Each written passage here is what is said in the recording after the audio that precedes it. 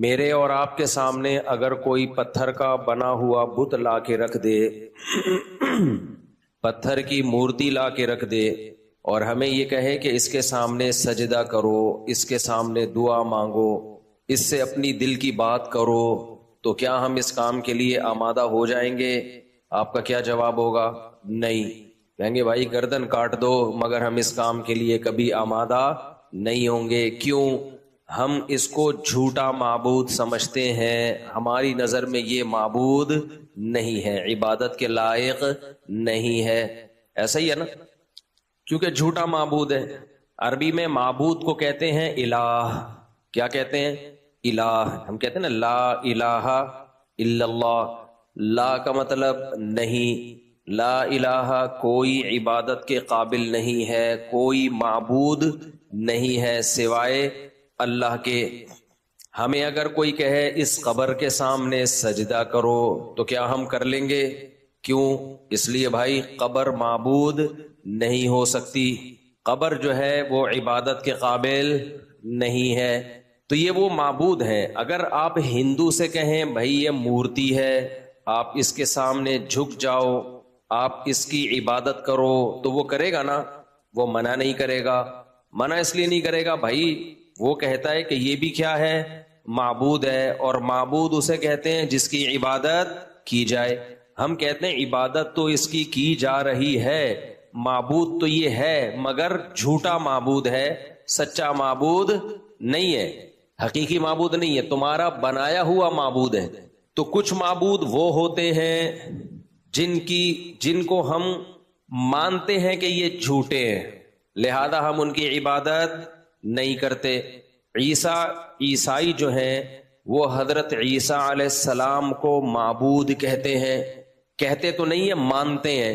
ہم جب عیسائیوں سے کہتے ہیں بھائی معبود تو صرف ایک ہے، تمہاری کتابوں میں بھی لکھا ہوا ہے کہ معبود ایک ہے، تورات میں انجیل میں ہے کہ معبود جو عبادت کے لائق ہے وہ کتنے ہیں بھائی؟ صرف ایک۔ تو وہ کہتے ہیں ہم کب کہتے ہیں کہ دو ہیں؟ ہم بھی کہتے ہیں معبود ایک ہے۔ ہم کہتے ہیں پھر عیسیٰ سے مدد کیوں طلب کرتے ہو؟ وہ کہتے ہیں ہم تو مدد طلب کر رہے ہیں، عبادت نہیں کر رہے۔ تو قرآن کہتا ہے کسی سے مدد طلب کرنا، اسباب سے ہٹ کے مدد طلب کرنا، یہ عبادت ہی ہے۔ سمجھتے ہو کہ نہیں سمجھتے؟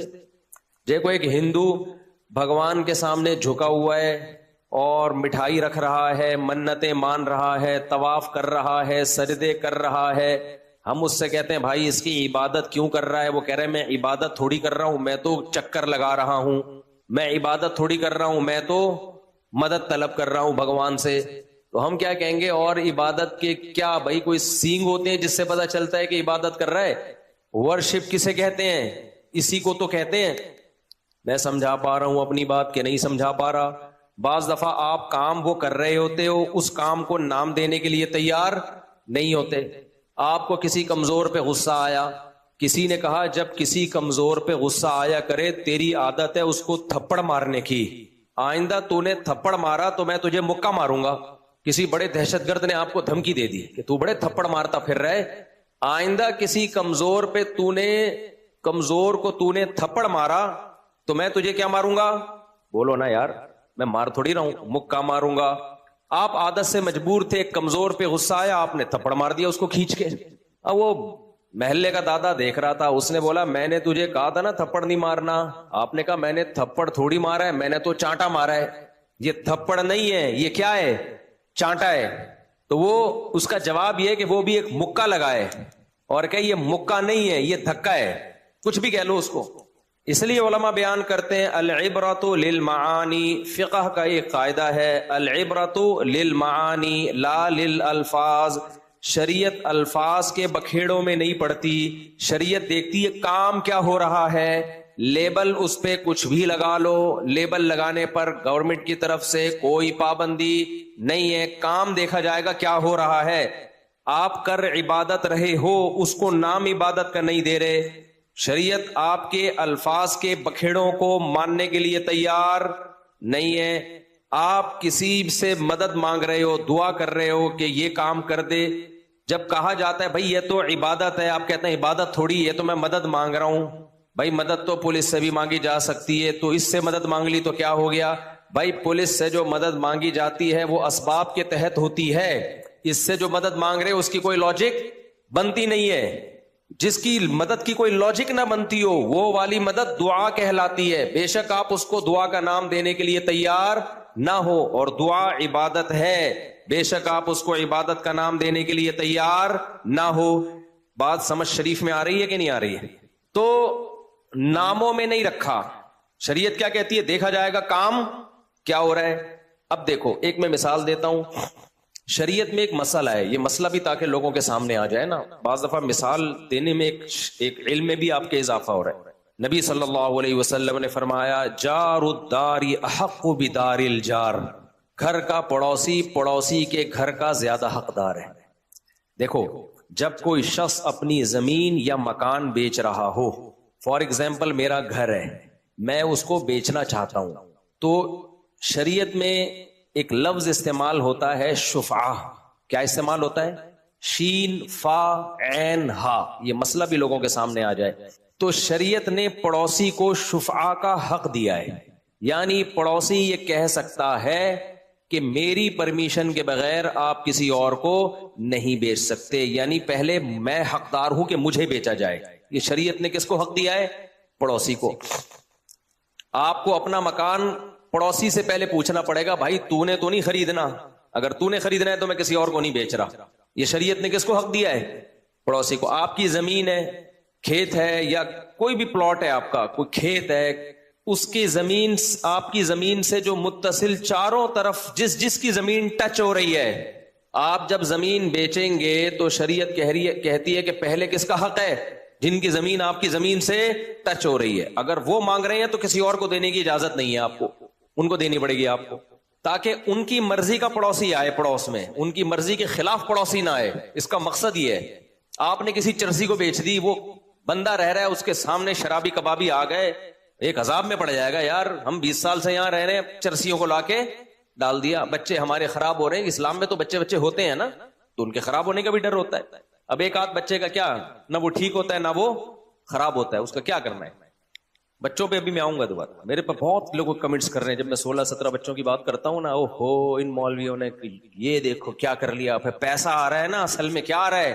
پیسہ آ رہا ہے، تو ہری ہری سوجی سب بتاؤں گا میں انشاءاللہ۔ میں تم لوگوں کو نحوست اور بے برکتی سے نکالنا چاہتا ہوں۔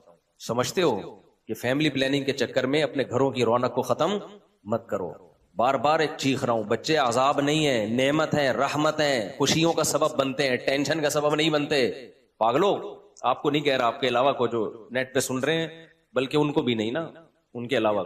خیر یہ تو میں ٹاپک لے کے چلتا ہی رہتا ہوں، ابھی تو میں جلدی سے جو ٹاپک لے کے چلنا چاہ رہا ہوں وہ بات کمپلیٹ ہو جائے۔ تو شریعت نے حق دیا کس کو بھائی؟ پڑوسی کو۔ بے شک کتنے اچھے رشتہ دار آ رہے ہوں، لیکن شریعت کیا چاہتی ہے بھائی؟ کس کے پاس جائے مکان؟ پڑوسی کے پاس جائے۔ اس میں ایک حکمت یہ بھی ہے کہ اسلام میں وراثت کا نظام ہے، جس سے جائیدادیں ڈیوائیڈ ہو کے چھوٹی ہو جاتی ہیں، زمینیں ڈیوائیڈ ہو کے کیا ہوتی ہیں؟ چھوٹی۔ اب دیکھو ابا کا اتنے مرلے کی یا اتنے ایکڑ پہ زمین تھی خربوزے کی، جب وہ بیٹے بیٹیوں میں ڈیوائیڈ ہو کے جائے گی تو کوئی بھی خربوزہ اگانے کے قابل رہے گا نہیں، اتنے اتنے سے خربوزے پیدا ہوں گے۔ تو اس کی تلافی کے لیے شریعت نے ایک آلٹرنیٹ سسٹم دے دیا، بھائی ٹھیک ہے ڈیوائیڈ تو ہوگی، لیکن جب ایک بھائی زمین بیچے گا تو اس کو اپنے پارٹنر سے پوچھے بغیر بیچنے کی اجازت نہیں ہے، وہ اپنے پارٹنر کو بیچے گا تاکہ اس کی زمین کا اسپیس بڑھ جائے، کسی کے کام تو آئے نا، اور وہ مجبور بھی ہوگا بیچنے پر کیونکہ اتنی سی زمین پہ وہ کچھ کر نہیں سکتا۔ تو ایک آدمی کے پاس اس زیادہ اسپیس والی پراپرٹی آ جائے، بجائے اس کے کہ لوگ اتنے سے، جیسے گلستان میں جوہر میں دیکھو نا آپ، لوگ مجھے کہتے ہیں مفتی صاحب زیادہ بچوں کی ترغیب دیتے ہو، آپ غربت کا حال دیکھو، ایک ایک فلیٹ میں 8-8 بچے ایک ایک کمرے میں گھسے ہوئے ہیں، اس سے بہتر نہیں تھا 2 بچے ہوتے، اسپیس ہوتی ان کے پاس؟ نہیں ہے بات سمجھ دوبارہ سے۔ لوگ کہتے ہیں بھائی غریب آدمی 8-8 10-10 بچے پیدا کرے گا، رہنے کے لیے اس بیچارے کے پاس جگہ ہے نہیں۔ گلستان جوہر کے فلیٹوں میں جائیں، اتنے اتنے سے فلیٹ ہیں، اپارٹمنٹ ہیں، ایک ایک کمرے میں 6-6 بچے غریبوں کے۔ گلستان جوہر میں سارے غریب نہیں ہیں، جو غریب ہیں ان کی بات کر رہا ہوں۔ ایک ایک اپارٹمنٹ میں ایک ایک کمرے میں 6-6 بچے گھسڑے ہوئے ہیں، اس سے بہتر نہیں 2 بچے ہوتے؟ جگہ تو ہوتی نا۔ کیا خیال ہے بھائی؟ بھائی ہم نے یہ نہیں کہا کہ ایک کمرے میں 8 بچوں کو گھسیڑو آپ، یہ آپ کا ہیڈک ہے۔ آپ نسل بڑھاؤ، جیسے جیسے بڑھتی رہے آبادی سے باہر نکلتے رہو. جو گلستان جوہر میں اتنا سا جو فلیٹ کی جو قیمت ہوگی وہ آپ کو احسان آباد میں یا ہائی وے کے قریب زیادہ جگہ مل جائے گی. تو کس نے، شریعت نے یہ تھوڑی کہا ہے کہ 6-8 بچوں کو ایک ہی فلیٹ میں گھسیڑ دو سب کو، کھڑکیوں سے نکل نکل کے گر رہے ہو وہ. جاؤ، ان ارض اللہ واسعۃ، اللہ کہتے ہیں میری زمین بہت وسیع ہے. کراچی سے حیدرآباد تک اسپیس ہی اسپیس ملے گی تمہیں.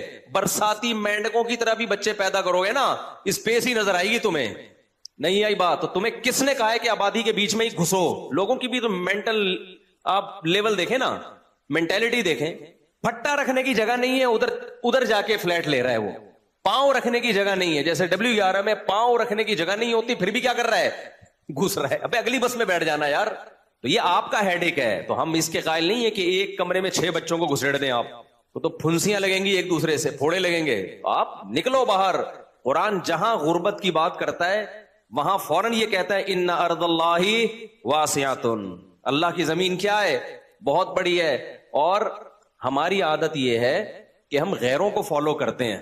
مولوی کوئی بات کہہ رہا ہو کھوپڑی شریف میں نہیں آئے گی، گورا کہہ دے فوراً کھوپڑی میں آ جائے گی. ہم تو باہر ملکوں میں گئے ہیں، گورے ہم نے بہت سے لوگ دیکھے ہیں آبادی سے دور جا کے رہتے ہیں. وہ نہیں گھستے کہ جہاں کھچ کھچ کھچ لوگ بڑے ہوئے ادھر ہی. حالانکہ ان کی آبادی کیا ہوتی ہے؟ ایک گرل فرینڈ ہوگی، اس کا بھی کوئی بھروسہ نہیں ہے کب مارکیٹ سے شارٹ ہو جائے. اس گرل فرینڈ کو لے کر 1000 گز کی جگہ پہ رہ رہا ہوگا گورا، آبادی سے دور، 2 گھنٹے کی ڈرائیو پہ شہر آتا ہے. یہ ہمارے لیے ایک مصیبت بنی ہوئی ہے کہ سب جوڑیا بازار میں ہی گھسنا ہے سب نے. کھارا در کے فلیٹ جا کے دیکھو یار، انگریز سے پہلے کے فلیٹ ہیں وہ. ڈر لگتا ہے تمہارے 6 بچوں سمیت زمین پہ گر جائیں گے. تو وہاں پھر لوگ کہتے ہیں یہ دیکھو مفتی صاحب کہتے ہیں 6-6 8-8 بچے پیدا کرو، جگہ ہے نہیں. ابے مفتی صاحب کی آدھی بات لے رہے ہو، آدھی نہیں لے رہے. ہم کہہ رہے ہیں بچے پیدا کرو، پھر ان کو ان کے معیار کی رہائش بھی دو. اور رہائش کے لیے اگر پیسے نہیں ہیں تو آبادی سے باہر نکل جاؤ. بہت بڑی زمین ہے اللہ کی، نکل جاؤ باہر جا کے، بڑی جگہ ملے گی تمہیں. یہ تمہارا ہیڈ ایک ہے کہ سب جوڑیا بازار میں گھسنے کی کوشش کر رہے ہیں. تو ایک پھٹا جوڑیا بازار میں کروڑوں روپے کا ملتا ہے اتنے سے پھٹے کی جگہ.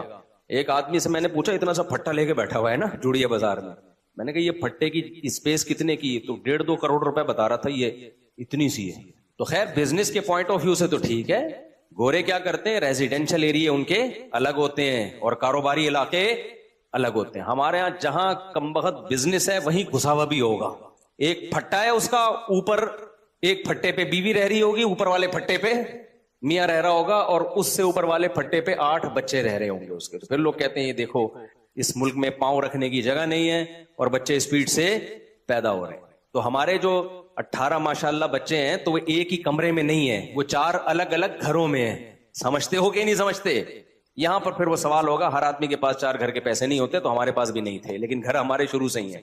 یہاں پھر اللہ پہ توکل کے بغیر یہ چیزیں سمجھ میں نہیں آتی ہیں. اللہ کہتا ہے بچہ پہلے آئے گا، ماں کی چھاتیوں میں دودھ بعد میں آئے گا، رزق بعد میں آئے گا. آپ کہتے ہو پہلے پیسے آئیں گے پھر بچے آئیں گے. اللہ کہتا ہے نہ پیسہ آئے گا نہ بچہ آئے گا. ویسے کا ویسے ہی مرے گا تو. کندھا دینے والے بھی محلے پڑوس سے بلوانے پڑیں گے عیدی سینٹر سے. ابھی دیکھو نا جنازے جتنے فوراً عیدی سینٹر جا رہے ہوتے ہیں، کوئی غسل دینے والے لوگ نہیں ہوتے. تو اپنی زندگیوں کو برباد مت کرو. ہم کوئی پاگل نہیں ہے جو چیخ چیخ کے تمہیں سمجھا رہے ہیں. ہمارا کیا فائدہ تمہاری نسل بڑھے نہ بڑھے، ہمیں تھوڑی کوئی پیسے ملیں گے اس کے. تو خیر ہم یہ عرض کر رہے تھے میرے بھائی، العبرۃ للمعانی لا للالفاظ. فقہا یہ مسئلہ بیان کرتے ہیں کہ شریعت الفاظ کو نہیں دیکھتی، شریعت کام کو دیکھتی ہے کہ کام کیا ہو رہا ہے. سمجھتے ہو کہ نہیں سمجھتے؟ کام دیکھتی ہے کہ کیا ہو رہا ہے. تو میں اس کی مثالیں دے رہا تھا کہ ایک نے چماٹ مارا، تھپڑ مارا. اس سے پوچھا جائے کہ تجھے تھپڑ مارنے سے منع کیا تھا، وہ کہ میں نے تھپڑ نہیں مارا، میں نے کیا مارا ہے؟ چماٹ. تو بھائی تھپڑ کی ایک ڈیفینیشن ہے ہاتھ بہت زور سے کسی کے رکھ دینا. ٹھیک ہے، لے جا کے آپ اس کو چماٹ کہو، آپ اس کو بولو تھپڑ کہو، کوئی بھی نام دو، ہے یہ کیا؟ تھپڑ ہی. تو جو مشرک ہے نا، مشرک وہ کیا کرتا ہے؟ یا رسول اللہ مدد، اے اللہ کے نبی ہماری مدد کریں. یا رسول اللہ انظر حالنا، آپ ہماری حالت کو دیکھیے. واسمع قالنا، آپ ہماری باتوں کو سنیے. یا آج کل مسجدوں میں دعائیں چل رہی ہیں عربی میں، پبلک کی سمجھ بھی نہیں آ رہی ہوتی. مقصد اس کا یہی ہوتا ہے یا رسول اللہ آپ ہماری حالت کو دیکھیے. دیکھنے کا کیا مطلب ہے؟ پھر رحم کھائیے ہمارے اوپر. ہمارے حالات صحیح کر دیں. واسمع قالنا، ہماری باتوں کو سنیے. بھائی نبی صلی اللہ علیہ وسلم قبر میں ہیں، بشر میں یہ طاقت نہیں ہے کہ اتنی دور سے کسی کے کلام کو سن لے. معجزہ کے طور پر ہو سکتا ہے، لیکن معجزے کبھی کبھار ہوتے ہیں، جب اللہ اپنی مرضی سے سنانا چاہے سنا دیتا ہے. ایسا نہیں ہوتا کہ اللہ نے مستقل اختیارات کسی کو دے دیے ہوں. مستقل اختیارات اگر اللہ کسی پیغمبر کو یا کسی بشر کو دے دیتا تو پھر اللہ سے مانگنا اور اس بشر سے مانگنے میں کوئی فرق نہیں رہتا. تو اللہ کہتا ہے تم غلاموں کو ایسے اختیارات نہیں دیتے، میں مخلوق کو ایسے اختیارات کیوں دے دوں؟ میں مخلوق کو ایسے اختیارات کیوں دے دوں؟ تبھی ہم مشرکوں سے کہتے ہیں کہ اگر نبی صلی اللہ علیہ وسلم ہماری مدد ہر جگہ سے کر سکتے ہیں، اللہ نے اختیارات دیے، تو پھر اللہ کو کب پکارے اور نبی کو کب پکارے؟ جب سارے کام نبی بھی کر سکتے ہیں، تو اگر کوئی ساری زندگی اللہ کو پکارے ہی نہیں، نبی ہی کو. دیکھو یہاں کوئی وزیر ہو جو پانی پہنچانے کا ذمہ دار ہو، گورنمنٹ نے اس کو یا کہ الیکٹرک والوں کو اختیار دے دیا ہے کہ جب مناسب سمجھو تو بجلی وہ لوڈ شیڈنگ کر لینا اور جب سمجھو تو بجلی دے دینا. تو ہم کس کے پاس جاتے ہیں؟ کہ الیکٹرک والوں کے پاس. ہمیں پتا ہے بھائی ادھر جائیں، انہوں نے ان کو اختیارات دیے، ادھر ہی جاتے ہیں نا. یہاں سے کام نہیں ہوگا پھر کہاں جائیں گے؟ پھر اوپر کی جانب جائیں گے ہم. تو مشرک کا یہ عقیدہ ہے کہ ہم نبی سے پہلے مطالبہ کرتے ہیں، اگر یہاں سے کام نہیں ہوا تو پھر کس کے پاس جائیں گے؟ اللہ کے پاس. تو یہ کوئی لاجک کی بات ہے؟ یعنی نبی نہیں کریں گے بھائی، نبی نہیں کریں گے پھر اللہ کر دے گا؟ تو یہ دنیا کی وزارتوں میں تو یہ بات سمجھ میں آتی ہے کہ الیکٹرک والے آپ کی بات سن نہیں رہے، وہ سو رہے ہیں، یا ان کو آج کام ہے، یا ان کو پتا ہے ہمیں گورنمنٹ نے جتنی بجلی دی ہے اس میں اتنی ہی ہم پبلک کو دے سکتے ہیں، اس سے زیادہ دے نہیں سکتے، تو پھر ہم اوپر کی جانب جاتے ہیں.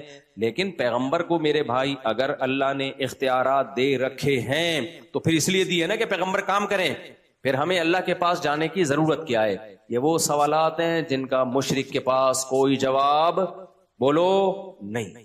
توحید کا عقیدہ آسان ہے بھائی، کوئی اختیار دیا ہی نہیں. اللہ نے کسی بشر کو، کسی پیغمبر کو، کسی فرشتے کو، کسی نبی کو، کسی ولی کو، کسی قبر والے کو، کسی بزرگ کو، کسی بابا کو، اور عامل تو ہوتے ہی ایک نمبر کے الو کے آگے آپ مسجد سے باہر نکل کے لگا دیے گا جو گالی مکمل کر لیے گا. کسی کے پاس کسی قسم کے اختیارات بولو نہیں ہے. ہاں اسباب کے تحت تو ہیں. میں کہتا ہوں بھائی پانی لاؤ، یہ جائیں گے اٹھ کے پانی لے کر آئیں گے، یہ تو لاجک ہے نا. یہ تو اللہ نے اسباب دنیا میں پیدا کیے ہیں، اسباب سے ہٹ کے بات ہو رہی ہے. عیسیٰ کو بغیر باپ کے پیدا کرنا، اس کی کوئی سائنٹیفکلی لاجک نہیں بنتی. یہ کون کر سکتا ہے؟ اللہ، جس نے کلمہ کن کی طاقت سے اس کائنات کو عدم سے وجود بخشا. ورنہ کائنات جب نہیں تھی تو اس کا ہو جانا، اس کی کوئی سائنٹیفک لاجک نہیں بنتی. 100 دفعہ ڈاروین پیدا ہو کے مر جائے، تھیوریاں پیش کر کر کے پاگل ہو جائے گا، لیکن یہ وہ ایکسپلین کر ہی نہیں سکتا کہ پہلی دفعہ انرجی یا مادہ کیسے پیدا ہوا. سمجھ میں آ رہی ہے بات کہ نہیں آ رہی ہے؟ بھائی فرسٹ ٹائم تو بغیر سبب کے اللہ نے کہا کن، تو انرجی پیدا ہو گئی یا مادہ پیدا ہو گیا. ابھی ایسا ہی ہے جیسے انڈا پہلے پیدا ہوا یا مرغی، ہمیں نہیں پتا، لیکن کچھ نہ کچھ پیدا ہوا. پھر وہ انرجی E = mc² کا قانون لگا یا یہ الٹا قانون لگا، mc² سے E بنا یا E سے mc² بنا، یہ ہمیں نہیں پتا. لیکن پہلی دفعہ تو میرے بھائی کچھ پیدا ہوا ہے، اور اس کے پیدا ہونے کا کوئی ذریعہ موجود نہیں تھا. کیونکہ اگر ذریعہ ہوتا تو سوال ہے کہ وہ ذریعہ کہاں سے آیا؟ تو گھوم پھر کے بعد کہاں جا کے پہنچتی ہے؟ اللہ تک. آپ کہہ سکتے ہو اللہ کیسے پیدا ہوا؟ بھائی بات آئنسٹائن نے جو E = mc² ہے نا، وہ اس مادے کے بارے میں فارمولا پیش کیا ہے. اور جو نیوٹن نے جو جتنی بھی فزکس کے لاز پیش کی ہے نا کہ یہاں حرکت نہیں ہو سکتی جب تک کوئی حرکت دینے والا نہ ہو، چینجنگ نہیں ہو سکتی چینجر نہ ہو، وہ اس مادے کے بارے میں کہا ہے. اللہ کے بارے میں سائنس نے اب تک فزکس کا کوئی قانون پیش کیا ہی نہیں ہے، کر بھی نہیں سکتے. تو اس پہ یہ کہنا کہ وہ ہمیشہ سے کیسے ہے، یہ کہنا آسان ہے کیونکہ وہ مادہ تھوڑی ہے. خیر یہ ہم دوسرے ٹاپک کی طرف نکل گئے. تو میں آپ سے یہ عرض کر رہا تھا کہ العبرۃ للمعانی، وہ شفا کی بات میں پہلے مکمل کر لوں. تو شریعت کہتی ہے بھائی آپ جب اپنا گھر بیچ رہے ہو یا آپ اپنا پلاٹ بیچ رہے ہو تو پڑوسی کا حق پہلے. ہاں پڑوسی آپ کو 1 کروڑ دے رہا ہے، وسیم بھائی 1.5 کروڑ دے رہے ہیں، تو پھر پڑوسی کا حق کیا ہو جائے گا؟ ساقط. پھر پڑوسی اس وقت لے گا جب وہ اتنے دے جتنے وسیم بھائی دے رہے ہیں. سمجھ میں آ رہی ہے بات کہ نہیں آ رہی ہے؟ اگر وہ کہتا ہے ٹھیک ہے میں 1 کروڑ 20 لاکھ میں لیتا ہوں، پھر آپ کو کس کو دینا پڑے گا؟ پڑوسی کو. تو اس میں مسئلہ خوب سمجھ لیں. مسئلہ یہ ہے کہ آپ اگر کسی کے پڑوس میں رہتے ہیں نا اور آپ چاہتے ہو اس کا گھر میں خریدوں, وہ بیچ نہیں رہا, آپ کو جیسے ہی اطلاع ملی کہ اس نے غفار بھائی کو یہ 1.5 کروڑ میں بیچ دیا ہے, جیسے ہی اطلاع ملے تو آپ اگر چاہتے ہو نا یہ پلاٹ اس کے بجائے میرے حصے میں آئے, تو آپ فوراً 2 آدمیوں کو گواہ بنا دو کہ 1.5 کروڑ میں شفا کرتا ہوں. یہ 1.5 کروڑ میں کون لیتا ہے؟ میں لوں گا. 2 آدمیوں کو گواہ بنا دو, کیونکہ اگر خاموش رہے تو خاموش رہنا اس کی علامت ہے کہ آپ اپنے حق سے دستبردار ہونے پر راضی ہو. کچھ حقوق کمزور ہوتے ہیں, اس میں فوراً اگر آواز نہ اٹھائی جائے تو شریعت کہتی ہے آپ کا حق ضائع ہو گیا. اس لیے کہ ایسا نا اس نے غفار کو بیچ دیا, سب کچھ ہو گیا, اب آپ کہہ رہے ہو میں لیتا ہوں, تو بھائی اتنے دنوں سے چپ کیوں بیٹھا ہوا تھا؟ تو فوراً بولنا پڑے گا آپ کو, بھائی 1.5 کروڑ میں اس نے فلاں جگہ بھیجا ہے, 2 بندوں کو گواہ بنا دے کہ تم گواہ رہو, 1.5 کروڑ میں اپنا حق شفا استعمال کرتا ہوں, یہ میں لوں گا. تو اگر آپ نے یہ کہہ دیا اور 2 بندوں کو گواہ بنا دیا, گواہ بنانا اس لیے تاکہ پتا چلے کہ میں خاموش نہیں رہا تھا, تو پھر شریعت جس نے مکان بیچا ہے اس کو پابند کرتی ہے کہ اب آپ کو اپنے پڑوس کو یہ گھر دینا پڑے. کسی اور کو بیچا تو حرام اور ناجائز ہے. سمجھتے ہو کہ نہیں سمجھتے؟ اب میں جو اصل مثال دینا چاہ رہا تھا اب اس کو سمجھو. علماء نے بیان کیا ہے کہ اگر کوئی شخص یہ ہیلا کرے, زید کے پاس ایک پلاٹ ہے, زید کے پاس کیا ہے؟ ایک پلاٹ. پڑوس میں کون رہتا ہے؟ وسیم. وسیم چاہتا ہے کہ زید جب یہ پلاٹ بیچے تو یہ میرے حصے میں آئے. کیوں؟ اس لیے میرے حصے میں آئے, میں خریدوں, کیونکہ وسیم کا 4 شادیوں کا پروگرام ہے. اس کا ارادہ ہے کہ بھائی میرے پڑوس میں اگر ایک اور گھر ہوگا تو میں دونوں گھروں کو ملا کے اسپیس کیا ہو جائے گی؟ زیادہ ہو جائے گی. اس میں اگر جتنی بھی اسپیڈ سے بچے پیدا ہوئے تو سارے ایک ہی جگہ آ جائیں گے. بہت مشکل ہو رہا ہے آج بات سمجھانا. جیسی اسپیڈ اور بچوں کی بات سنتے ہو نا آپ لوگ کے ہوش ایک دم کسی اور دنیا میں چلے جاتے ہو آپ لوگ. خیر بھائی کسی بھی وجہ سے دلچسپی لے رہا ہے کہ یار میرا گھر بیچ سے دیوار ہٹا دوں گا, یہ کھڑکی کھول دوں گا یا ایک دروازہ بنا دوں گا تو میری اسپیس زیادہ ہو جائے گی نا. تو وسیم چاہ رہا ہے کہ زید سے گھر خریدے. زید کے تعلقات ہیں اپنے کسی ریلیٹو سے, زید اس کو بیچنا چاہ رہا ہے 1 کروڑ میں. زید کو مسئلہ معلوم ہے کہ یار 1 کروڑ میں نے اپنے پھپھا کو اگر یہ گھر بیچا یا کسی بھی اجنبی شخص کو میں نے یہ گھر بیچا تو یہ کمبخت وسیم شفا کر دے گا, اور یہ جس کو میں دینا چاہ رہا ہوں اس کو نہیں آئے گا. مجھے تو 1 کروڑ پورے مل جائیں گے, لیکن ہماری آپس کا کوئی مکا ہو گیا ہے, وہ کہہ رہا ہے بھائی مجھے بیچ, اس کو مت بیچ. تو یہ کباب میں ہڈی بن کے لے جائے گا. شریعت اس کو ترجیح دیتی ہے. تو اب آپ ایک ہیلا اختیار کرتے ہیں کہ میں بیچ نہیں رہا, میں گفٹ کر رہا ہوں. گفٹ میں شفے کا حق نہیں ہوتا, سمجھتے ہو بھائی؟ گفٹ تو اپنی دوستی میں ہے نا, آپ کا پڑوسی سے, آپ کی پڑوسی سے دوستی نہیں ہے نا, آپ اس کو گفٹ کیوں کر رہے ہو؟ آپ کسی ریلیٹو کو گفٹ کر رہے ہو, تو گفٹ میں شفے کا حق نہیں ہے. بیچنے میں تو اس لیے کہ بھائی بیچنے کا مقصد تمہارا پیسہ کمانا ہے نا, تو جب وہ بھی تمہیں اتنا ہی پیسہ دے رہا ہے تو اس کو کیوں نہیں دے رہے؟ اس کو کیوں نہیں دے رہے؟ اس کی مرضی کا پڑوسی اس پہ لا کے کیوں لاد رہے ہو؟ اس کی مرضی کے خلاف کا پڑوسی. اب ایک آدمی ہیلا اختیار کرتا ہے, زید یہ ہیلا اختیار کرتا ہے, زید غفار بھائی سے جا کے رابطہ کرتا ہے اور غفار بھائی کو کہتا ہے بھائی یہ پلاٹ میں نے تمہیں فری پھوکٹ میں, یعنی میں نے تمہیں گفٹ کیا اور تم بھی اس کے بدلے 1 کروڑ مجھے گفٹ کر دینا. گفٹ کھیل رہے ہیں ہم لوگ, سمجھ رہے ہو؟ میں تمہیں یہ پلاٹ میں گفٹ کر رہا ہوں فری میں, گفٹ فری ہی ہوتا ہے, اور تم ایسا کرنا چھپڑ میں 1 کروڑ مجھے بھی کیا کر دینا خوشی میں. میں نہیں بیچ رہا, ڈاکومنٹس جو بنیں گے وہ ہبہ کے بنیں گے, گفٹ وہ خرید و فروخت کے نہیں بنیں گے, وہ ہبہ کے بنیں گے. تم بھی مجھے 1 ہفتے بعد 1 کروڑ روپے گفٹ کر دینا. سمجھتے ہو؟ تو شریعت کہتی ہے کہ پھر بھی زید کو, سلیم کو شفے کا حق ہوگا. کیوں؟ یہ ہبہ گفٹ آپ کے حق میں ہوگا, اس کے حق میں یہ خرید و فروخت ہی ہے. سمجھتے ہو کہ نہیں سمجھتے؟ یہ کیا ہے؟ خرید و فروخت. اسی سے اسلامک بینکنگ کا مسئلہ بھی سمجھ لو. اسلامک بینکنگ میں کچھ ٹرمز ایسی یوز ہوتی ہیں جو سودی بینکوں میں یوز ہوتی ہیں. تو جن لوگوں کو جو مفتی نہیں ہیں, جن کو بینکنگ کا یا سود کے مسائل پراپر وے میں انہوں نے پڑھے نہیں ہیں, تو وہ ان ٹرمز کو دیکھ کے کہتے ہیں ابے یہ تو وہی ہے. بھائی اس میں ٹرمز وہ یوز ہو رہی ہیں, کام اندر وہ نہیں ہو رہا. سمجھتے ہو؟ چاہے اس کو سود ہی کا نام دے دو پھر بھی سود نہیں ہے. میں آپ کو گاڑی بیچتا ہوں اور کہتا ہوں کہ یہ گاڑی میں نے آپ کو کیش پہ 1 کروڑ میں دی ہے, اور اگر 2 مہینے بعد پیمنٹ کرو گے تو 1 کروڑ 10 لاکھ میں ہے یہ, تو ابھی طے کر لو کتنے کی لینی ہے. تو وہ کہتا ہے ٹھیک ہے 1 کروڑ 10 لاکھ کی یہ میری ہوئی. میں کہتا ہوں ٹھیک ہے 10 لاکھ سود ہے جو 1-2 مہینے بعد مجھے دے دینا. شریعت کہتی ہے منہ سے بول تو سود رہا ہے, حقیقت میں یہ سود نہیں ہے, کیونکہ اسی وقت 1,10,00,000 اس کی قیمت طے ہو گئی ہے. اب اگر یہ پہلے پیمنٹ لا کے دے تو بھی 1,10,00,000, 2 مہینے کے بعد دے گا تو بھی 1,10,00,000. اس گاڑی کی قیمت ہی 1,10,00,000 طے ہوئی ہے. یہ آپس میں اس کو سود کا نام دے رہے ہیں, شریعت اس کو سود نہیں مانتی. جی پی فنڈ میں کیا ہوتا ہے, اس کو سود کہہ رہے ہوتے ہیں نا. جی پی فنڈ میں آپ کی تنخواہ سے اتنے پیسے کٹیں گے, سود لگ کے واپس ملیں گے. تمام جتنے بھی مفتیان کرام ہیں, یہ جو آج کل پروفیسر ٹائپ کے اسکالرز آ رہے ہیں, میں ان کی بات نہیں کر رہا, یہ تو کسی ایک جگہ ٹکتے ہی نہیں ہے. جو سود ہے اس کو سود نہیں کہہ رہے ہوتے, جو سود نہیں ہے اس کو کیا کہہ رہے ہوتے ہیں, سود کہہ رہے ہوتے ہیں. ان کو تو بیچاروں کو پتہ ہی نہیں ہے. اچھے جذبے بھی ہیں ان کے, لیکن ان مسائل میں نہیں ان کو فارغ ہوتے ہیں. لوگ بہت فالو کر رہے ہوتے ہیں ان کو, لیکن ویسے یہ کیا ہوتے ہیں بھائی, فتویٰ ایک باقاعدہ محنت کا کام ہے. ایسے بیٹھے بیٹھے نہیں آ جاتا. یہ مفتی جو بن جاتا ہے نا, مسائل اتنا آسان ہوتا کہ زندگی بھر آپ میڈیکل سائنس پڑھتے رہے ہو, اب آپ فتویٰ دے رہے ہو. پڑھا آپ نے کچھ اور ہے, کام آپ کا کچھ اور ہے. تو عامی آدمی واض و نصیحت کر سکتا ہے, درس قرآن بھی علماء کی تفاسیر دیکھ کے کر سکتا ہے, لیکن آگے جو مسائل کا باب ہے, ریسرچ ہے, یہ اس کی فیلڈ نہیں ہے. اور اس کو مان لینے میں کوئی حرج نہیں ہے.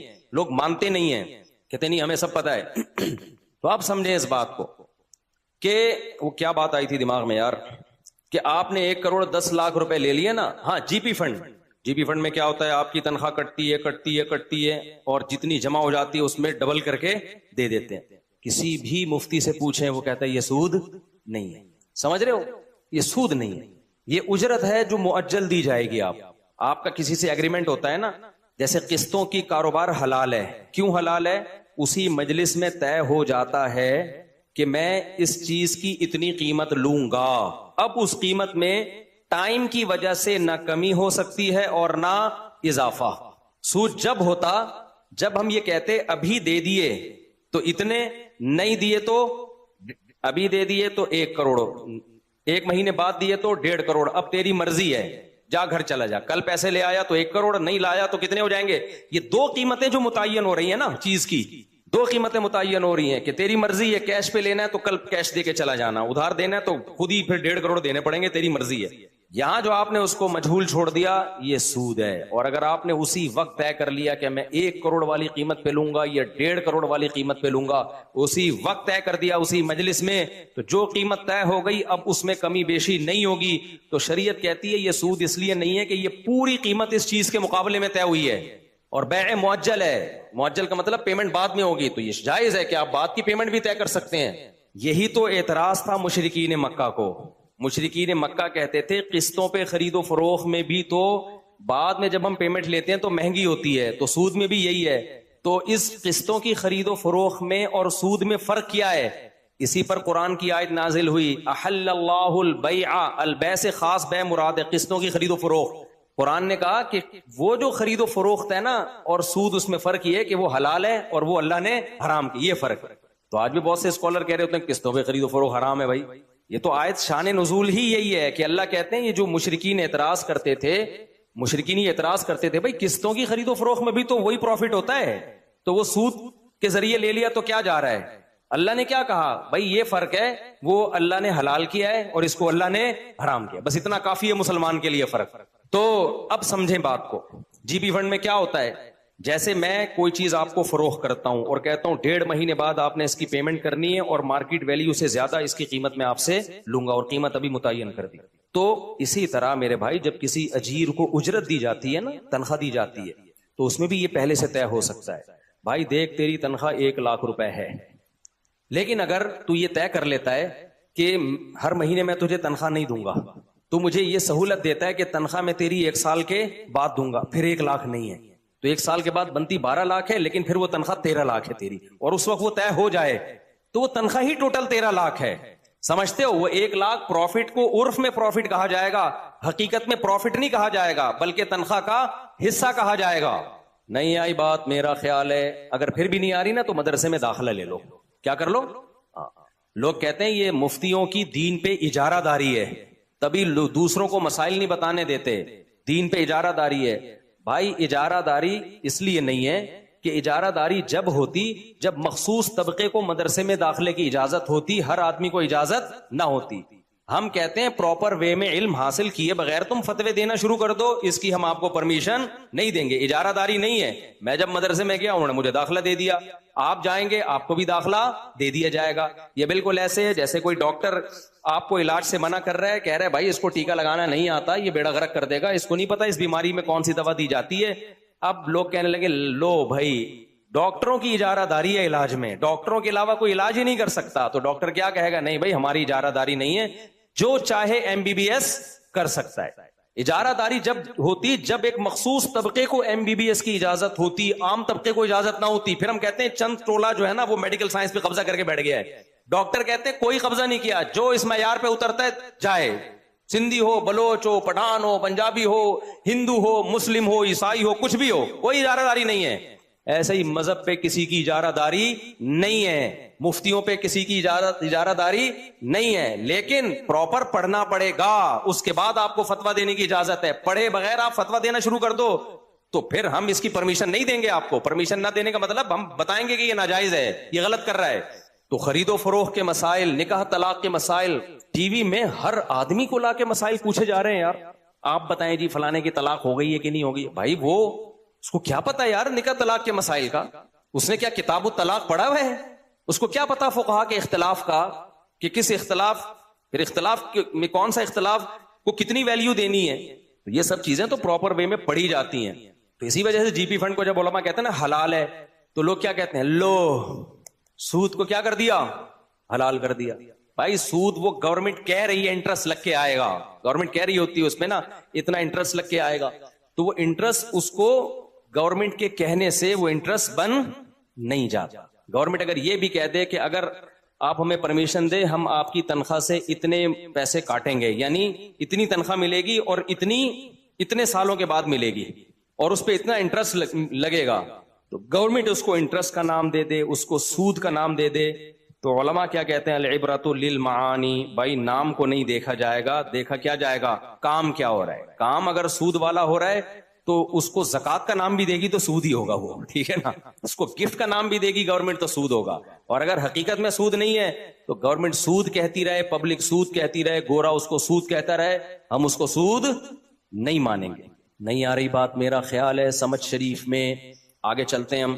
تو کہاں سے کہاں ہم نکل گئے صرف مثالوں سے بات سمجھانے کے لیے. تو اب سمجھو جو میں توحید آپ کے سامنے بیان کر رہا ہوں نا، آج کے مشرک یہ 2 نمبریاں کرتے ہیں، ناموں میں ہیر پھیر کر کے شرک پہ توحید کا لیبل لگا دیتے ہیں. ناموں میں ہیر پھیر کرتے ہیں اور شرک پہ کیا لیبل لگا دیتے ہیں؟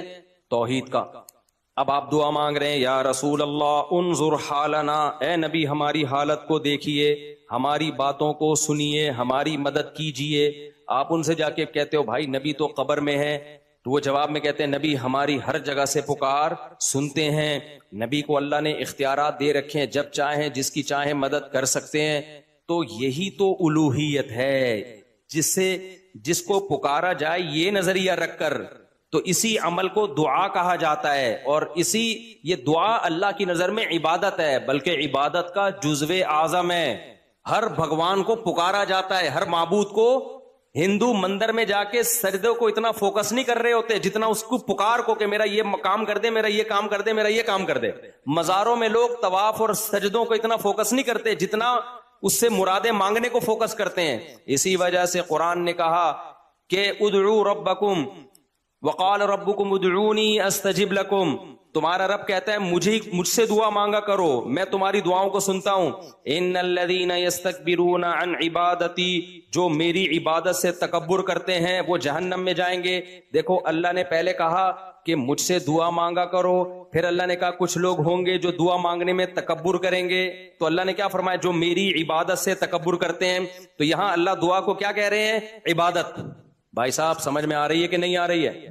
دیکھو اللہ نے اس سورہ زمر کی اس آیت میں کیا فرمایا؟ مجھ سے دعا مانگا کرو. اور جو میری عبادت نہیں کرتے یعنی مجھ سے دعا نہیں مانگتے. تو تمام مفسرین لکھتے ہیں اس آیت کے تحت کہ اس میں اللہ نے صاف بتا دیا کہ دعا ہی کیا ہے؟ اصل عبادت ہے. تو جب آپ نبی سے دعا مانگ رہو یا رسول اللہ انظر حالنا واسمع قالنا، یا رسول اللہ مدد، یا علی مدد، یا غوث آدم مدد، تو آپ سے پوچھا جائے گا بھائی اس کا مطلب کیا ہے. اگر آپ مطلب یہ بیان کرتے ہو کہ نبی میری جب چاہے مدد کر سکتے ہیں، اس کا مطلب آپ نبی سے دعا مانگ رہے ہو، اس کا مطلب آپ نبی کی عبادت کر رہے ہو۔ پھر اس تکلف کی ضرورت نہیں ہے کہ میں نبی کی قبر پہ سجدہ نہیں کرتا، میں نبی کی قبر پہ طواف نہیں کرتا، میں عبادت تھوڑی کر رہا ہوں، میں تو نبی سے مانگ رہا ہوں۔ بھائی تو مانگنا ہی تو عبادت ہے۔ جیسے اس نے تھپڑ لگایا تھا اور کہا تھا میں نے تھپڑ نہیں مارا، میں نے تو چپیٹ مارا ہے، تو چپیٹ تھپڑ کو لالو کھیت کی زبان میں چپیٹ کہا جائے گا، کیا خیال ہے بھائی؟ بشرطے کہ اسٹائل لالو کھیت والا ہو۔ دیکھو ایک اسٹائل لکھنؤ کا ہوتا ہے تھپڑ کا، اس میں بڑی تمیز سے درود شریف پڑھ کے لگایا جائے گا۔ ایک اسٹائل ہے لالو کھیت کا، تھپڑ لگانے کے بعد سوچتا ہے آدمی کہ اس کا ری ایکشن کیا ہوگا۔ تو مشرک کیا کرتا ہے؟ الفاظ کے بکھیڑوں میں الجھاتا ہے۔ آپ یہ آج کل یہ منجن بہت بک رہا ہے، بہت زیادہ بک رہا ہے یہ منجن۔ وہی میں بار بار کہتا ہوں نا، فرقہ واریت کے خلاف۔ میں کس کے خلاف ہوں؟ فرقہ واریت کے خلاف۔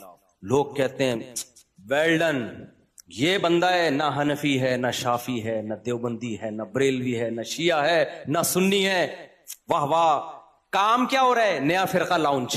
بجائے اتنے ساروں کو ختم کرنے کے ایک نیا مارکیٹ میں آ رہا ہے۔ لوگ کام نہیں دیکھ رہے، لوگ کیا دیکھ رہے ہیں؟ لیبل دیکھ رہے ہیں۔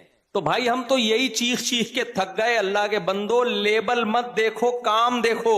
دیکھو تبلیغ والے فرقہ واریت کے خلاف ہیں، کام سے پتہ چلتا ہے خلاف ہیں۔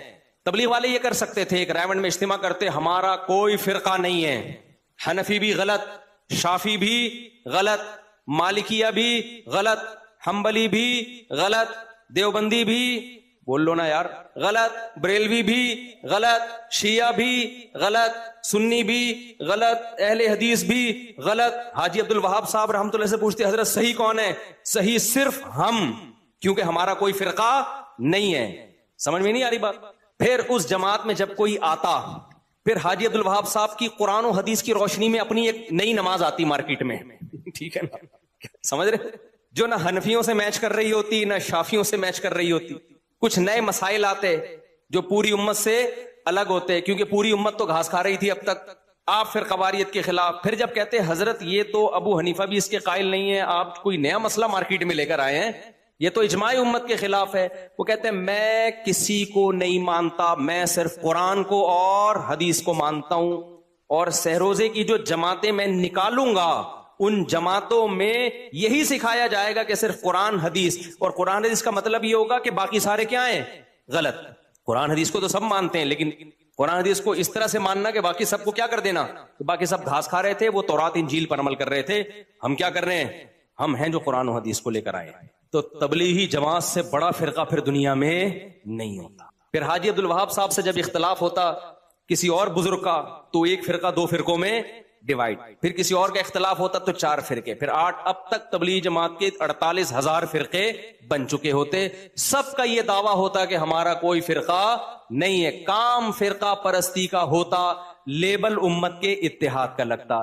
تبلیغ والوں نے کام کو فوکس کیا، لیبل کو فوکس نہیں کیا۔ نہیں آ رہی بات؟ اب میں بتاتا ہوں تبلیغ والوں نے کیسے فرقہ واریت ختم کی ہے۔ تبلیغ والوں نے سب سے پہلے توحید کا نعرہ لیا کہ توحید، اتنے لبرل نہیں بن گئے کہ مشرک کو بھی جگہ دے دی انہوں نے۔ سب سے پہلے لا الہ الا اللہ، آسان زبان میں اس کا کہ بھئی اللہ سے ہونے کا یقین، غیر اللہ سے نہ ہونے کا یقین۔ یہاں ہونے کا مطلب اسباب سے ہٹ کے اگر کوئی کچھ کر سکتا ہے تو صرف کون کر سکتا ہے؟ یہ مطلب نہیں کہ پولیس بھی کچھ نہیں کر سکتی، ڈاکٹر بھی کچھ نہیں کر سکتا۔ تبلیغ والے بھی ڈاکٹروں کے پاس جاتے ہیں، ٹیکے ویکے لگواتے ہیں، وہ گولیاں بھی کھاتے ہیں۔ اسباب سے ہٹ کے صرف کون کرے گا؟ اللہ۔ اور اللہ کے احکام کو صرف نبی کے طریقوں میں پورا کرنا کیا ہے؟ کامیابی۔ اس میں نبی کے آخری نبی ہونے کا بھی اقرار ہو گیا کہ نہیں ہو گیا؟ کیا خیال ہے بھائی؟ تو اسلام کی بنیاد ہے، اس بنیاد پہ کمپرومائز نہیں ہو سکتا۔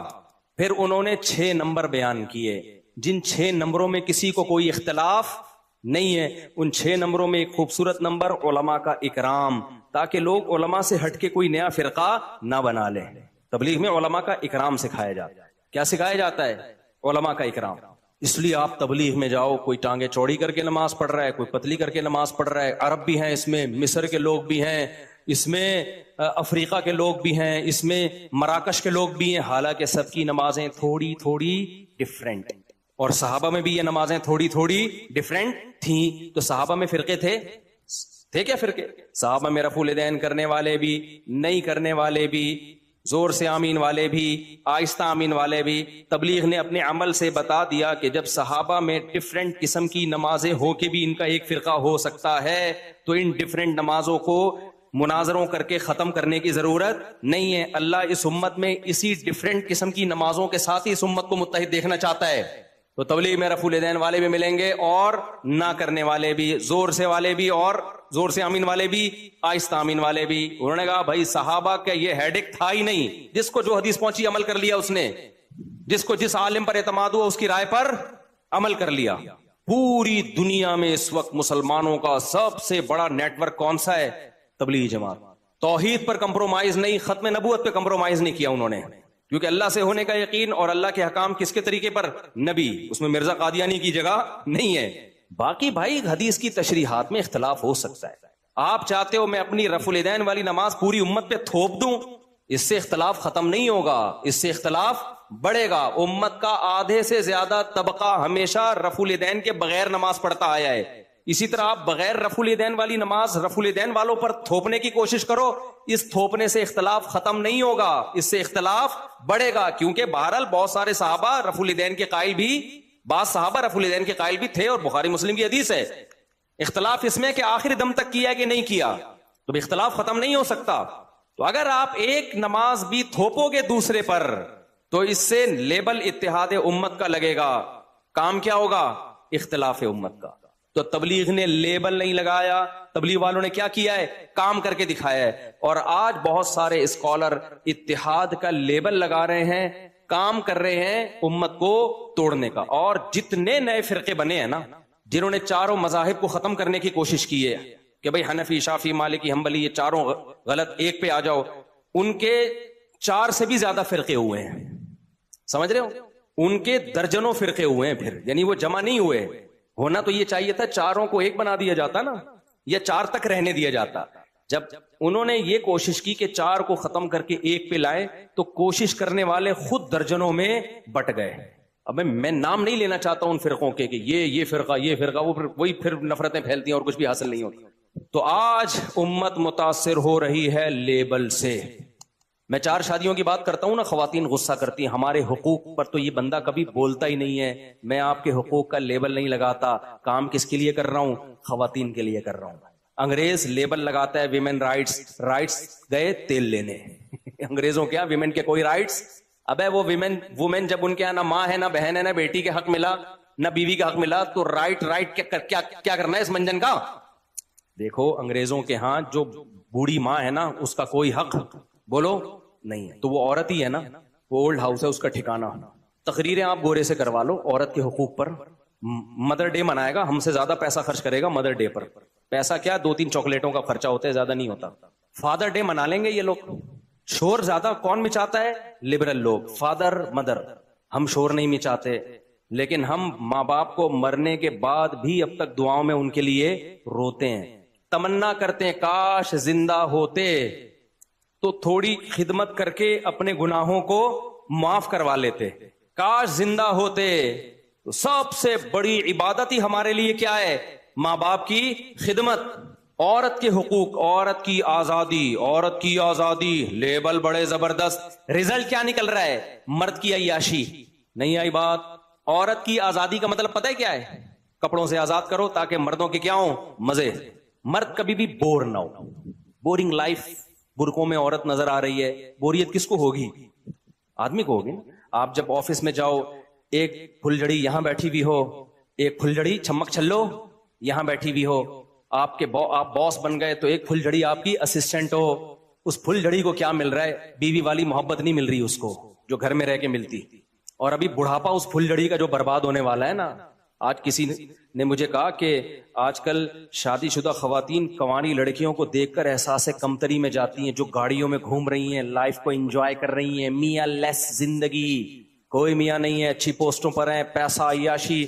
تو شادی شدہ بیچاری ٹھٹھرتی ہے انہیں دیکھ کے کہ ہاں میں تو اپنے میاں کو پوچھنا ہے، چائے کا پوچھنا ہے، بچوں کا خیال، بچوں کا پیمپر چینج. ہو اصل عیاشی کس کی ہے؟ اس کی. جنہوں نے مجھے یہ کہا نا، میں نے اس سے کہا کہ تھوڑے دن اس کی جوانی کے گزرنے دو، تنہائی جس طرح انسان کو کھاتی ہے نا، گاڑی انسان کی تنہائی کا آلٹرنیٹ. دیکھو میں امریکہ جاتا ہوں نا، گاڑی مجھے وہاں بھی مل جاتی ہے ڈرائیو کے لیے. جاپان جاتا ہوں وہاں بھی مل جاتی ہے، پھر بھی گھر بھاگنے کا دل کرتا ہے، کیونکہ ہم گاڑی سے دل کی باتیں بولو نہیں کر سکتے. محبت بچوں سے، بیگم سے ملتی ہے، بہن بھائیوں سے ملتی ہے، دوستوں سے ملتی ہے. ان کے دوست بھی ہوتے ہیں. لڑکی کا دوست جو ہوگا یا تو بھائی ہوگا یا کوئی غیر محرم ہوگا. بھائی ہوتا نہیں ہے، ٹھیک ہے نا. تو جو غیر محرم ہوگا وہ کیا دوستی لگائے گا ان سے یار؟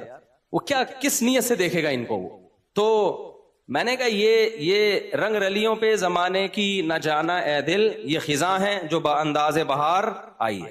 ڈپریشن میں گھریلو عورتیں نہیں ہوتی، ڈپریشن میں گھر سے باہر نکلنے والی عورتیں ہوتی ہیں. چند گھروں کے ڈپریشن کے واقعات معیار نہیں ہوتے. بعض عورتوں پہ سسرال میں ظلم ہوتا ہے، وہ ڈپریشن میں ہوتی ہیں، بہت کم ہے ان کی تعداد. میجورٹی عیش کر رہی ہے گھروں کے اندر، ظلم ہو رہا ہے، اس کی نوعیت کم ہے. ابھی ہماری سوسائٹی میں خیر غالب ہے، شر کم ہے. ان خواتین کو گھروں سے نکال دیا آپ نے عیاشی کے نام پہ، آزادی کے نام پہ. عیاشی ان کی نہیں بڑھے گی، عیاشی کس کی بڑھے گی؟ آدمیوں کی عیاشی بنے گی. ابھی وہ دبئی کی شیخہ کا بیان آیا ہے نا، پتہ نہیں صحیح ہے غلط ہے واللہ عالم، کہ میرا میاں رنگ رلیاں منا رہا ہے باہر مردوں کے ساتھ، میں اس کو طلاق دیتی ہوں 3 طلاقیں انگلش میں کے بھیج دی اس نے. پتہ نہیں فیک خبر ہے صحیح خبر ہے. وہ رنگ رلیاں اگر بالفرض منا رہا ہے تو کیوں منا رہا ہے؟ کیونکہ سوسائٹی میں عورت گھر کے اندر نہیں ہے. اپنی بیوی کو دیکھ دیکھ کے تھک گیا ہوگا، اب اس کو رنگ رلیاں. لوگ کہہ رہے ہیں اتنی خوبصورت شہزادی کو چھوڑ کر ادھر منہ مار رہا ہے. اور بھائی جان اس کو وہاں نئے نئے ڈیزائن روزانہ نظر آ رہے ہیں. جتنی بھی خوبصورت بیوی ہو، جب باہر مختلف قسم کے ڈیزائن نت نئے نظر آئیں گے تو گھر کی مرغی دال برابر ہوگی. اسلام نے کہا عورت کو گھر کے اندر رکھو تاکہ مرد اپنی بیوی کو دیکھے، باہر اس کو نئے نئے ڈیزائن نظر نہ آئے. اب یا تو مردوں کو برقع پہنا کے گھر میں بٹھا دیں یا عورت کو بٹھا دیں، دونوں میں سے ایک کو بٹھانا پڑے گا. دونوں کو آزاد چھوڑ دیا تو یہ نر مادہ بنیں گے، یہ مرد اور عورت نہیں بنیں گے. آج مرد مرد نہیں ہے، نر ہے، اور عورت عورت نہیں ہے، مادہ ہے. جیسے بھیڑ بکریوں میں بکرے بکریاں ہوتی ہیں نا، بکرا کا کام ہے بکریوں کو تلاش کرنا، تو آج بھی مردوں کا کام کیا ہے؟ عورت سر پہ مسلط ہے ان کے. تو اسلام نے لیبل نہیں لگائے زیادہ عورت کے حقوق کے، دیے ہیں عورت کو رائٹس. گھر میں بیٹھو، تمہیں گھر میں سب کچھ ملے گا. باہر نکل کے ان گھروں کو خراب مت کرو جن کی عورتیں گھروں میں بیٹھی ہوئی ہیں. میرے پاس ایسے ایسے کیس آتے ہیں نا. ایک صاحب کہہ رہے ہیں کہ اب میں نہیں کہہ رہا سب ایسے ہوتے ہیں، بیگم کے موبائل میں چپ رکھی ہوئی ہے تاکہ پتہ چلے یہ آفس ہی جا رہی ہے کہیں اور جا رہی ہے. یار یہاں تک حالات ہو گئے ہیں یار، کیا میاں بیوی کی زندگی ہوگی؟ کیونکہ اعتماد نہیں رہا. بیگم بھی جاب کر رہی ہے، آپ بھی جاب کر رہے ہیں. اب پتہ نہیں یار وہ وہاں کیا کر رہی ہے. ایسا نہ ہو کہ اس کو کوئی مجھ سے زیادہ ہینڈسم نظر آ جائے، زیادہ تنخواہ والا نظر آ جائے، پتہ چلا اس نے زیادہ خرچہ شروع کر دیا اور عدالتوں نے خلا کا حق عورتوں کو ویسے ہی دے دیا ہے، اور خلا لینے کی ضرورت بھی نہیں ہے، ویسے ہی سب کچھ مارکیٹ میں لیگل ہو گیا ہے. تو خرچہ یہاں سے لیتے رہو، تعلقات وہاں رکھو. یہ سوسائٹی میں نہیں کہہ رہا ابھی ہر جگہ ایسا ہو رہا ہے، خیر غالب ہے، شر کم ہے، لیکن یہ شر کل مزید بڑھے گا. آ گیا ہے سوسائٹی میں یہ شر. پہلے مرد کو پتا ہے میری بیوی باہر گئی ہے، ماں کے گئی ہے تو ماں ہی کے گئی ہے، بہن کے گئی ہے تو بہن ہی کے گئی ہے. اب جب ڈیلی بیسس پہ وہ آفس جا رہی ہے، 20 قسم کے مرد اس کے ساتھ بیٹھے ہوئے ہیں صبح و شام، تو ادھر وسوسے کس کے دل میں آئیں گے؟ اس آدمی کے دل میں. آدمی کے دل میں آئیں گے یار پتہ نہیں جا بھی رہی ہے کہ کیا ہے. اور تھوڑی سی مرد میں کمزوری ہوئی، اسے پتا ہے کہ اب میری اس کمزوری کا یہ ناجائز فائدہ اٹھا سکتی ہے. اور اسی طرح عورت کو بھی میاں پہ اعتماد ختم. پہلے عورت کو پتا تھا میرا شوہر آفس میں ہے تو وہاں بڑی بڑی داڑھی مونچھوں والے اسی جیسے امپلائیز ہوں گے، کلیگ ہوں گے اس کے. اب اس کو پتا ہے کہ جب یہ آفس میں جا رہا ہے تو کال سینٹر میں اس کے دائیں بائیں پھلجھڑیاں بیٹھی ہوئی ہیں، تو اسے میں تھوڑے دنوں میں پرانی سی لگوں گی. تو اس کو اپنے میاں پہ اعتماد ختم، میاں کو بیوی پہ اعتماد ختم. تو اس سے گھروں کا نظام کیا ہوگا؟ تباہ. اور اس سے نقصان عورت کا ہوگا، مرد کا نہیں ہوگا. طلاق کے بعد عورت کا معاملہ خراب ہوتا ہے. آدمی کہہ رہا ہے چلو جان چھوٹی، ٹھیک ہے نا، عیاشی کا دروازہ کھل گیا. وہ تو شریف شرفا قسم کے آپ لوگ بیٹھے ہوئے ان کو تکلیف ہوتی ہے، ورنہ سیکولر لبرل آدمی کہتا ہے جان چھوڑا یار، نکل پتلی گلی سے. سب کی بات نہیں کر رہا لیکن ایسا ہوگا آہستہ آہستہ. تو اس لیے ان ناروں سے متاثر نہ ہوا کرو میرے بھائی، رنگ رلیوں پہ زمانے کی نہ جانا اے دل. یہ خزاں ہے جو لیبل باہر کا لگا کے آئی ہے، ٹھیک ہے نا. خزاں ہیں جو لیبل کس کا لگا کے آئی ہے؟ باہر کا لیبل. ہم نے اپنی ماؤں کو، دادیوں کو، گھروں کی عورتوں کو دیکھا ہے، گھروں میں زندگی گزاری، عیش کی انہوں نے اور کر رہی ہیں الحمدللہ. اور ہم نے ان کو بھی دیکھا ہے جو گھروں سے باہر نکلی ہیں آزادی کے نام پہ. جوانی میں کچھ رنگ رلیاں ہوتی ہیں لیکن تنہائی کیا کرتی ہے؟ کاٹتی ہے. دیکھو دنیا میں سب سے زیادہ ڈپریشن انسان کو ناکام ریلیشن کی بیس پہ ہوتی ہے. انسان کی زندگی میں سب سے زیادہ ویلیو ریلیشن کی ہے. دولت بھی لوگ اس لیے کماتے ہیں تاکہ ریلیشن بنے. ایک وجہ یہ بھی ہے, ورنہ اصل چیز کیا ہے؟ انسان محبتوں کا بھوکا ہے. آدم علیہ السلام جنت میں بور ہو گئے تھے, اللہ نے محبت کے لیے اما ہوا کو پیدا کیا, اور اما ہوا کو ایسا نہیں کیا کہ پہلے پیدا کر دیا. اللہ کو پتا تھا اکیلی یہ بور ہو جائیں گی, پہلے میاں کا انتظام کرو ان کے لیے. سمجھ رہے ہو کہ نہیں سمجھ رہے؟ کیونکہ اما ہوا کو بچہ ایسا نہیں پیدا کیا کہ بچہ ہو, بچے ہو کے بڑی ہو, ڈائریکٹ پورا بالغ بنا کے پیدا کیا اللہ نے. تو بلوغت میں اللہ نے یہ نہیں چاہا کہ یہ بالغ ہو اور شوہر لیس ہو, پہلے میاں کا انتظام کرو پھر لڑکی آئے گی دنیا میں. تنہائیاں, تبھی لڑکیوں کی جب شادیاں نہیں ہوتی, تنہائی, پھر بوائے فرینڈ, پھر لڑکوں سے دوستیاں, اور اس کا نتیجہ کیا ہے؟ اتنی دوستیاں ہو چکی ہوتی ہیں کہ جب شادی ہوتی ہے تو پرانا والا یاد آ رہا ہوتا ہے, اس کی مس کالیں آ رہی ہوتی ہیں, پھر وہ کمپیئر کر رہی ہوتی ہیں, یہ والا مناسب تھا یا وہ والا. پھر آدمی کو شک, اور اس کی بھی گرل فرینڈز بہت ساری ہوتی ہیں, ان کے اپنے رابطے ہوتے ہیں. اس نے وسیم کے نام سے وسیمہ کا نمبر سیو کیا ہوتا ہے, محمود کے نام سے محمودہ کا نمبر ہوتا ہے, وحید کے نام سے وحیدہ کا نمبر ہوتا ہے. کیا بن رہا ہے یار یہ معاشرہ؟ کیا بن رہا ہے؟ یہ تو نر مادہ وجود میں آ رہے ہیں, یہ مرد عورت تھوڑی ہیں. یہ سارا گدے گھوڑے والا نظام, لیبل کیا ہے؟ عورت کی آزادی. دقیہ نوسی نہیں, برقع پہناؤ گھر میں, یہ مولویوں کی فضول قسم کی باتیں ہیں. اب وہ دور نہیں ہے, اب دنیا چاند پہ پہنچ گئی ہے, اب کوئی مولویوں کی ان باتوں میں نہیں آئے گا. اس کا مطلب دنیا چاند پہ پہنچ گئی ہے, اب انسان کو گدے گھوڑے والا سیٹ اپ دے دو, انسانیت ان سے چھین لو. کیونکہ گدے گھوڑوں میں بھی میاں بیوی نہیں ہوتے, ریلیشن ان کا بھی بہرحال ہوتا ہے, گدے کا گدھی کے ساتھ اور گھوڑے کا گھوڑی کے ساتھ. کتے کا بھی ہوتا ہے, وہ زیادہ ہو جائے گا, لیکن بہرحال. تو میرے بھائی لیبل پہ مت جاؤ, لیبل پہ ملتے جلتے ناموں سے دھوکا مت کھاؤ. حقوق کی بات صرف اسلام کرتا ہے, باقی سب ڈرامے ہیں, سب بربادی, بیکار کی باتیں ہیں. تو کہاں سے کہاں بات چلی گئی؟ اصل میں تو توحید پر بات کر رہا تھا. تو وہی بات ہے نا, لیبل لگا کے پتہ نہیں کیا کیا کر دیا سوسائٹی میں. آزادی کے تو نا, میرا جسم میری مرضی, کہتے فضول قسم کی بات ہے. عورت کا جسم جب عورت کی مرضی ہوگی نا تو عیاشی کس کی بنے گی؟ مزے. مرد تو چاہتے ہیں تمہارا جسم تمہاری مرضی, تاکہ ہم جب تم تک پہنچے تمہیں کسی سے پوچھنے کی ضرورت نہ رہے, پکڑی جاؤ تو کوئی مارے نہیں تمہیں. مرد تو مزے ہیں مرد کے بھائی, چند پیسوں میں راضی کر لے گا وہ. اللہ میاں نے کہا تیرے جسم پہ تیری مرضی نہیں ہے, تجھے بیوی بنا کے لائے گا تو آپشن ہے, اور بیوی بنا کے لانے میں پکڑا کون جائے گا؟ آدمی. ساری زندگی اس پہ خرچے, تیرے بچوں کا باپ بنے گا وہ. انگریزوں میں ہوتے بھی ہیں, نہیں بھی ہوتے. کبھی کہہ لیتے ہیں ٹھیک ہے میں ایز اے فادر اس کو ایکسپٹ کرتا ہوں, کبھی کہتے ہیں نہیں بھائی جاؤ. تو مردوں کے مزے ہیں بھائی. مردوں کو چاہیے امریکہ میں پیدا ہوں, عورتوں کو چاہیے مسلم سوسائٹی میں پیدا ہوں. انگریز عورت پتہ ہے جب مسلمان ہوتی ہے نا, وہ تیسری بیوی بن جاتی ہے آرام سے, کیونکہ اس کو پتا ہے اپنے مردوں کا. وہ کہتی 4 ہوں گی نا, پتا ہوگا 4 ہیں, کیونکہ اس نے وہ زندگی گزاری ہوتی ہے کہ میرا ایک بوائے فرینڈ تھا اور کمبخت نے 20 گرل فرینڈ رکھی ہوئی تھی سنبھال کے دائیں بائیں. انگریز واقعی جھوٹ نہیں بولتے, لیکن ایک جھوٹ 99% گورا بولتا ہے اپنی بیوی سے کہ میرا تمہارے علاوہ کوئی ریلیشن نہیں ہے, اور اپنی گرل فرینڈ سے کہ میں تمہارے علاوہ کسی سے محبت نہیں کرتا. یہ انگریز, یہ جھوٹ جیپنیز بھی بے تحاشا بولتے ہیں, اور انگریز بھی, امریکن بھی, جرمنی والے بھی, فرانس والے بھی. 99% یہ جھوٹ, اس کے علاوہ کوئی جھوٹ نہیں بولتے وہ. اور ہم یہ والا جھوٹ کم بولتے ہیں, اس کے علاوہ سارے جھوٹ. لیکن یہ ایک جھوٹ ہی ان سارے جھوٹوں پہ کیا ہے. ہمارے جھوٹ کیا ہوتے ہیں یار؟ ٹماٹر گلے ہوئے تھوڑے سے یوں نیچے کر دیے, اوپر صاف کیا کر دیے, پہنا دیے ٹماٹر اس کو. غربت میں کر رہے ہیں یار, غلط کر رہے ہیں. یہ حالات آپ انگریزوں کو دو تو صحیح, یہ دو, پھر دیکھتا ہوں بھائی کون ایماندار ہے. ایمانداری اور بے ایمانی کا آزمائش میں پتا چلتا ہے. جب پیٹ بھرے ہوئے ہوتے ہیں تو سارے ایمانداری ہوتے ہیں میرے بھائی. تو یورپ, امریکہ اور ان ملکوں کی ترقی یافتہ ملکوں کے ایمانداری کے واقعات ہمارے سامنے بیان مت کیا کرو.